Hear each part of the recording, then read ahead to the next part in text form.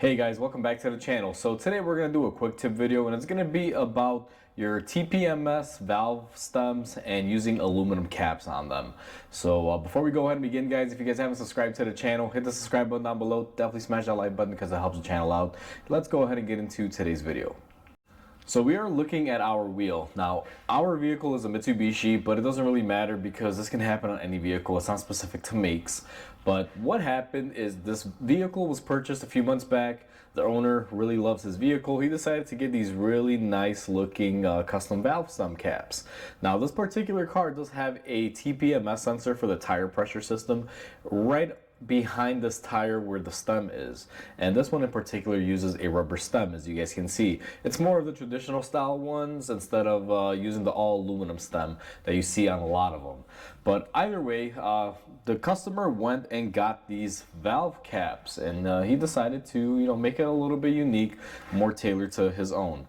And this is what these look like. Now you guys can probably tell this one looks a little bit more beat up than the one that's on the car, and then we have another example here of one completely shrapnelized. Now the reason why this has happened is because it's in my shop and I have to get these off. So what happens on these, if you look at the inside, they're all aluminum. They have a rubber gasket, but it's only on the top portion. The sides are all aluminum, and that's not a good thing, guys, because even though this is a rubber valve stem, the inside of it is made of, I believe, brass, if I'm not mistaken. And when you have aluminum and brass together, you get this white, fuzzy, crunchy stuff that decides to basically fuse together. I don't know how well the camera is going to be able to pick that up in there. Now, I've already gone ahead and I removed 3 of these on every wheel, but I figured if you guys run into this issue, I would just make a quick how-to video on how to get these off. Now, if you do plan on using something like this, an aluminum cap, make sure the ones that you use, they are sensor safe, meaning it's an aluminum housing externally, but on the inside they have an insert for a regular plastic valve stem cap like they traditionally would come with. Because if you use the all aluminum ones, they will give you an issue and they will wind up seizing.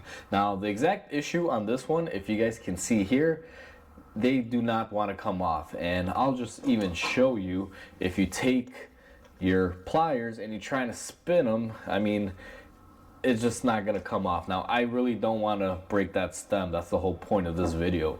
This customer needs to fill up his tires with air, and he can't get air in them because, well, they simply just don't want to come off.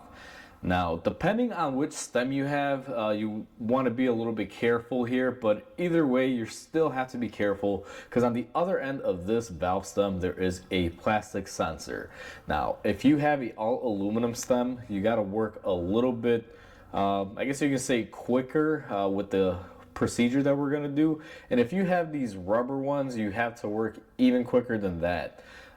These typically will dissipate the heat really quick, but when you have the regular rubber with the brass core, you can't keep the heat on it too much, and that's what we're going to be doing today to get it off. We're going to have to heat it, and the method that I'm going to be employing is I'm going to be using some pliers. I'm going to hold the valve stem, and then I'm going to grab another pair of pliers and twist this off, but only after I heat this up for a few seconds. Now, you want to be careful, guys. Don't damage your wheel, your rim. The torch I'm using is just a regular small butane torch. You guys can see the output on it is not a lot. And I'm going to be facing it up this way, so that way I don't hit the rim and damage the paint or anything. So I'm going to go ahead and turn on my torch and try to get the flame as close as I can. And you got to heat it up fairly quick. You're going to hear it start crackling. That's about the sweet spot.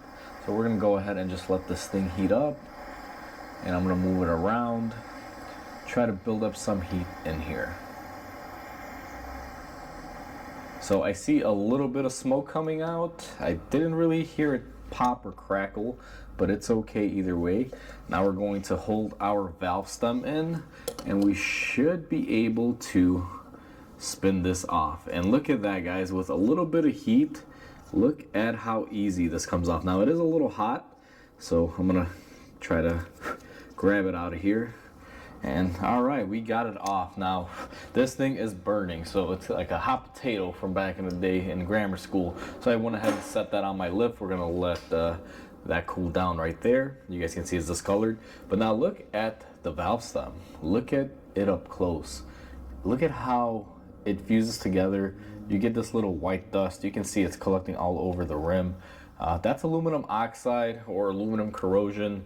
What happens when you get water, which these traditionally will get, because they don't have any sort of rubber backing on it, except for that little top gasket. That's what tends to happen. You guys can see in here, it's all aluminum threads. They only have one small little gasket up top that's there to cushion the very top hat of it. But if you guys do plan on using something like this, like I mentioned earlier, you want to get the ones that have plastic inserts in here. So it has a really nice cover on the outside, but the inside of it is made of plastic that you can screw on and off easily. Those don't have a tendency to fuse, but these ones do. But either way, guys, this video was meant to help you guys out if you run into this issue. This is how I've always gotten these off. You want to be very careful, obviously, not to overheat it and damage your plastic valve stem if you have one like this. And with the aluminum one, same thing. You want to be careful. You don't want to drive too much heat in it to melt any sensors or damage the wheel. Definitely don't take an oxyacetylene torch and try to get this off, guys. Something small, basic, real quick, simple, easy. And that's how you get these off.